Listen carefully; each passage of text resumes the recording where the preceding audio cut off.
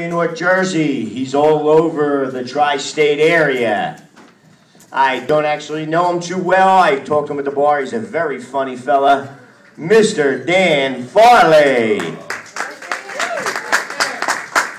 Hey kids, what's going on? How's everything going? Good.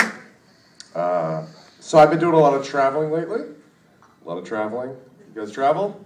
Yeah. Yeah, travel. Good for you. Good. I noticed something. I don't know if you guys know this. When you get outside the tri-state area, like New York, New Jersey, Connecticut, people are really nice. And I don't dig it. I'm not a fan of that. Like, because I'm used to Jersey, where people are bastards. And I love that. I'm fine with that. I'm comfortable with that.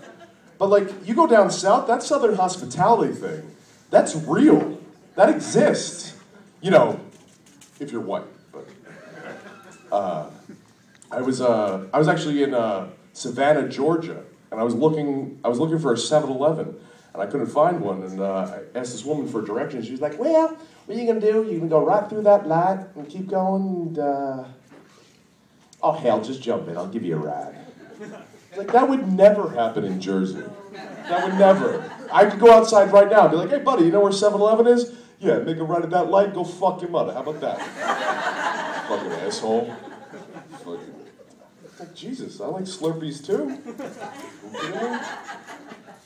So, I was actually in New York. I was outside a comedy club in New York, and I was like, this was like 8 months ago. I was looking at, there was this gray thing floating above Lower Manhattan, okay? I'm not gonna say it was a UFO, but it looked like a fucking UFO, okay? And I'm sitting there, and what's worse, they couldn't explain what it was. So, I mean, they came out a couple days later and said that it was weather balloons, but listen, I went to college, okay? I know what a fucking balloon looks like. So I'm sitting there staring at this thing, and I say to the guy next to me, like, hey bro, look at that, isn't that weird? And he says to me, and this is a direct quote, I don't give a fuck, and walks away. Like, he's worried about his next latte, I'm worried about a laser beam shooting down and blowing this bitch up. Like, oh my God. And then all of a sudden Bill Pullman will make a great speech and Jeff Goldblum and Will Smith will save the world. I know you guys were wondering. Before you came out tonight, you're like, I just hope one of these comedians makes an Independence Day reference. That just happened. But that actually got me thinking. I was like, what if aliens were to attack this planet? And, by the way, if they do, we're screwed. We're not winning. Like, we can't make a car that lasts 10 years. You think we're gonna be intergalactic fucking aliens? Are you fucking... No. But it got me thinking, why is it up to us, as humans, to defend this planet? We're not the only animals here. Why can't a lion do anything? A lion would kill me. No problem. Or a bear. How funny would it be to watch a bear maul an alien? You'd be like, oh, you die. Or dolphins. Why can't dolphins step their game up? Dolphins won't, and I'll tell you why. Dolphins are a bunch of fucking assholes. Seriously, everyone's like, oh, they're so smart. They're so smart. How do you know? How do you know they're so smart? All I've seen them do is swim around, eat fish, and go, and that's it. I've yet to see one of them on Jeopardy, or working at an Apple store, or even clothed. And even Canadians figured that out. So, I'll tell you what, they're not smart enough to get out of those nets, and that's first grade shit.